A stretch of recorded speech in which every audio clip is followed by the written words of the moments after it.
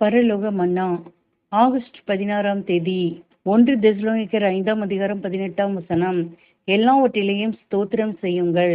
வசனத்திற்குரிய விளக்கம்: கிறிஸ்துவுடன் ஒருமித்து நடந்து அவருடைய சித்தத்தை நிறைவேற்ற ஒப்பு கொடுத்த இருதயமுள்ள யாவரும் அதிகாலையில் தங்களுக்கு ஆசீர்வாதம் அளிக்க வேண்டி மன்றாடுவது மட்டுமல்ல, அந்நாளின் இரவிலே தாங்கள் பெற்ற ஆசீர்வாதங்களுக்கு ஸ்தோத்திரம் செலுத்துகிறவர்களாகவும் இருக்க வேண்டும்.